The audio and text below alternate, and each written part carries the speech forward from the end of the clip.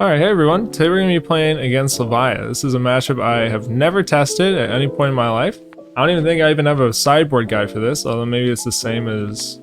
Maybe it's the same as Reinar?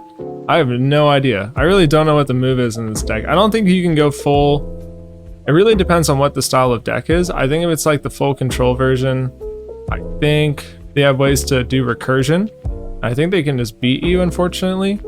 But also, man, this is weird. I don't know. I've never been put in this position before. So we're going to learn this matchup for the first time. We're going to try going full boost and we'll see what happens. I do know that there are a decent amount of non-blocking cards in Levia's deck. So I think that, I'm not sure if she can reliably fatigue, but just to hedge against that game plan, we're going to start Induction Chamber. I'm starting to think if I want to bring any other cards in, but I don't think that I do. We're just going to try 62 cards here and we will see what happens. And it looks like we are going first here. So this is actually a really good hand to try to set up a maximum velocity. So I'm just going to pitch the zipper hit because the zipper hit's a little bit too expensive. And then we're going to arsenal and maximum velocity and pass. And now this hand can actually fire off maximum velocity. So hopefully we're able to keep most of it and hopefully our opponent doesn't present any disruption. We're able to pitch our... Okay, my opponent just swings Mandible Claw. Just going to take this here. So we're able to pitch our blue here and go high speed impact, 0 to 60 T-bone maximum velocity. That's exactly what we're gonna do. We messed up the sequence a little bit, but it's okay.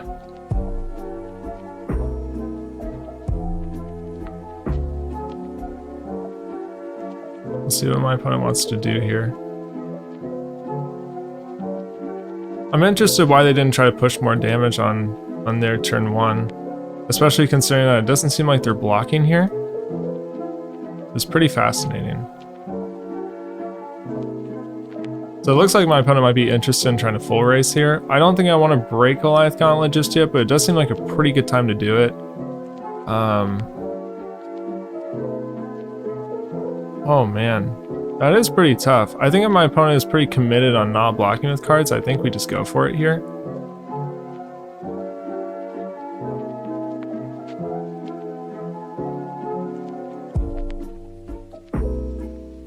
Pretty fantastic. Turn two. Yeah, maximum velocity is actually very playable. I have discovered this. I think just the T-bones really helps. I think just having that card alone has kind of fixed this problem. My opponent soaks it with armor. Okay, yeah, alright. I wouldn't be surprised if there's multiple Blood Rush Bellows this turn. That might be why my opponent decided to take all the damage. We'll see though. I think we're pretty comfortable. I think honestly just blocking this entire hand. I think we just ship this hand. It's just not very good. I think the best thing we could do here is like maybe play... Honestly, I wouldn't mind boosting T-Bone, getting Spark of Genius for 0 to arsenal a brand new card and getting Teklovossen. I think that could probably work. Okay. Oh, my opponent rolled a 1. Okay, and then they rolled a 5. That's really good. See what my opponent does here. Okay, sure. That's really strong. So the question is, at this point, do we care about preserving our life total more? Do we care about... I think that it's just too good to turn this into essentially a 3-card hand. That I think we just take the damage here unless our opponent presents like a pretty nasty on-hit.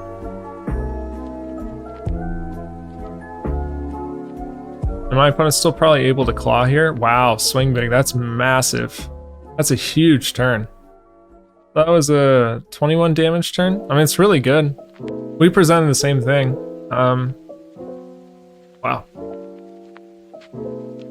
This is just gonna be a beatdown, huh? So my opponent's actually in the lead now, which is pretty interesting. But I think that this hand that we're gonna come back with is also really strong. Wow, okay, and at this point, they either have to block with Husk or they have to block with Scab Skins, which is honestly a pretty big deal for us. And I think I actually might just want a pistol here and use the Induction Chamber. We're probably not going to get a whole lot of other chances to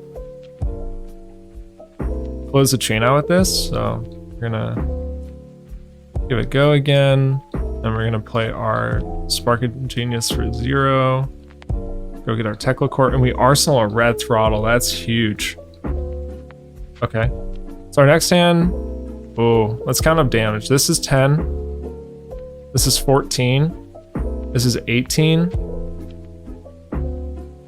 Oh, do I just... Wait. Okay, let's count really quick. So we have access to 6 resources, potentially 7 if we use Foundry Heart. So this is 3 resources. It would be 1, 2, 3. So 6 resources to use our pistol twice. 7 resources to use our pistol 3 times with Achilles Accelerator. So that's 6 damage from pistol, 12, 16, 20.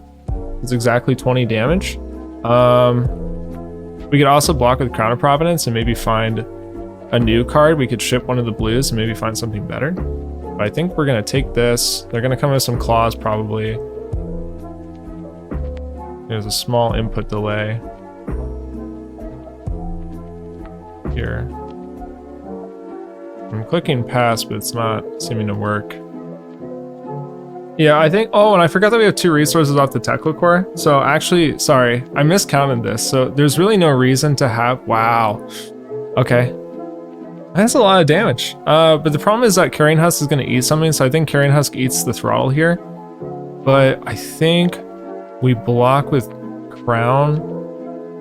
And then we just ship one of the cards. I think we have to bait him out with the lower cost or the lower damage cards first, because if we just present the 6 up front, it's just way too easy to block with Husk. So I think we're gonna play the 4 attacks first, and then we're gonna get rid of this card. Ooh, that's really big. Okay, it would have been nice to have 2 T-bones. We could just rip Carrion Husk with a really poor attack. We're taking a lot of damage here, but I think we're just coming back with too much. So let's boost this first. My opponent surprisingly has not played any Blood Debt cards, or at least has not had to banish anything with Blood Debt. We're not getting too much from them. Okay.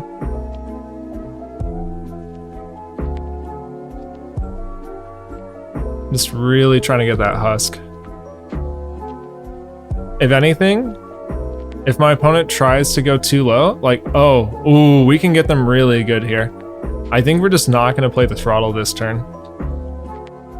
Because they have to be at 13. We're just going to pistol them out. Yeah, we're just going to pistol them out. And then we're going to make them, like, get completely blown out to Husk.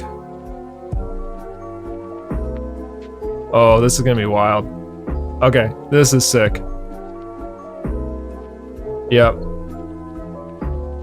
Now they either have to block the pistol with a card from hand. Oh my god, and we got to swing big too. So we're gonna give it go again. We're gonna banish 2 cards with our Foundry Heart. Oh my god, this is absolutely absurd. We're gonna reload the pistol. Attack.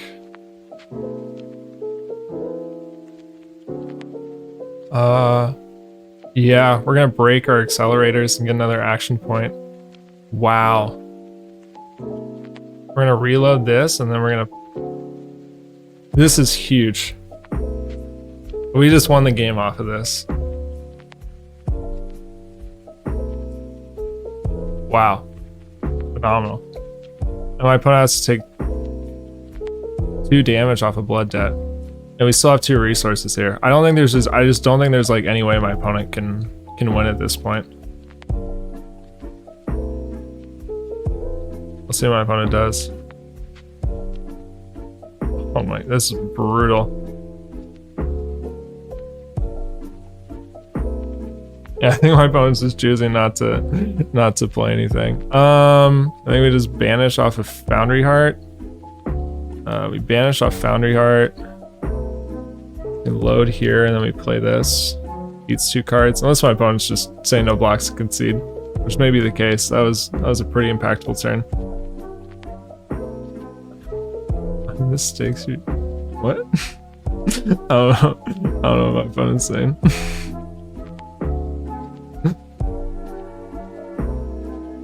Oh man.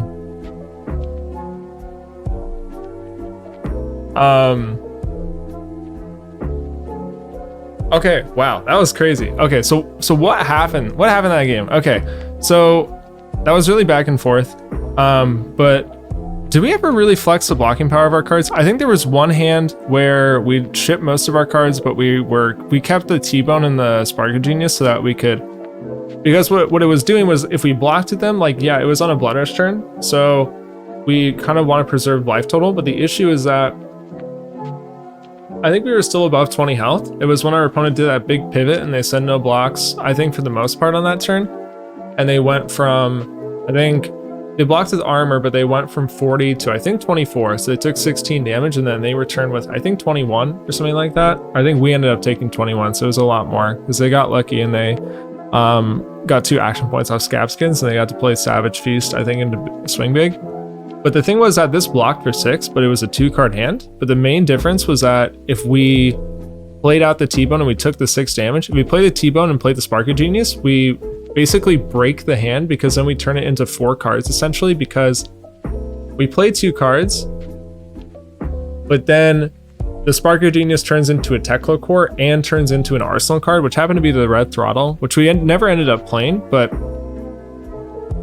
that made more sense in blocking for 6, or maybe even blocking with this and then playing Spark of Genius for 0 to get a Teklovossen, because having the Arsenal card is just way too important here when you're racing this kind of matchup.